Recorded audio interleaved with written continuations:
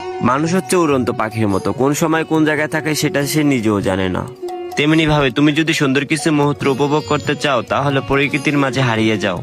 বাংলাদেশের দক্ষিণে অবস্থিত সুন্দর একটি দ্বীপ, দ্বীপ জেলা ভোলা।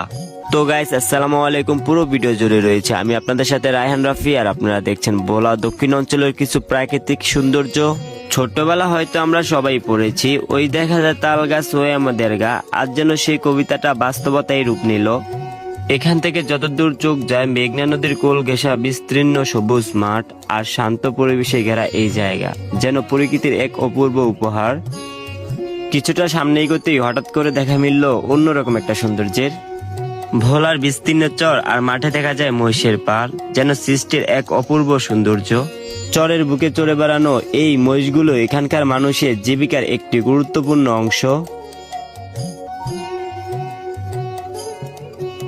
এই মহিষগুলোর দেখভাল করে রাখাল। ভোর থেকে সন্ধ্যা পর্যন্ত তাদের দিন কাটে মাঠে আর নদীর পাড়ে।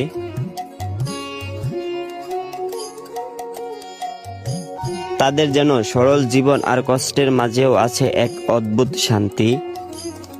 মহিষের ঘন দুধ পুষ্টিকর আর স্বাদে ভরপুর।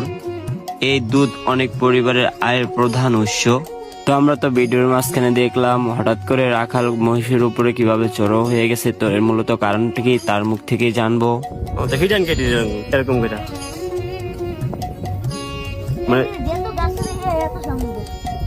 মানে আস্তে আস্তে করে খাওয়াইতেছেন নাকি?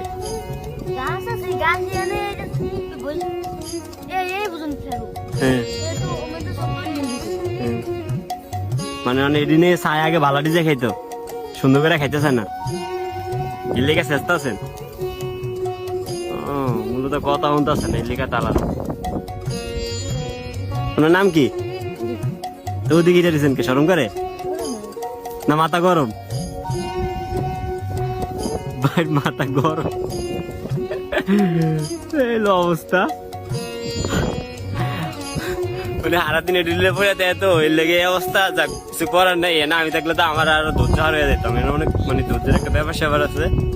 তো দেখলেন তো অবস্থা ফুল খারাপ। আর এই জায়গায় আইসি মূলত শহরের একটা শহরের মাঝখানে। তো এখানে এসে খুবই ভালো লাগলো। হ্যাঁ, এটা দেখে আর বিশেষ করে লোকের রিয়াকশনটা দেখে খুব ভালো লাগছে। তাই এনে যে এতগুলো মহিষ চলতেছেন, এনে একটা মহিষ কি আপনার পছন্দের নেই? কোনটা ভালো লাগে? মানে ফিরেনলি যা সাধারণ মেতানি করেন ওইটা লাগে, দুষ্টানি করেন। ওই যে ওইটা পিছনে ওইটা, তো ওইটা তো কম খাওয়ান খাওয়া। যে এটারে দেখা গেছে থাকবো না দুষ নুদুষ, এটা দিয়ে দেয়া যায় শক্তিশালী না দুষ নুদুষ।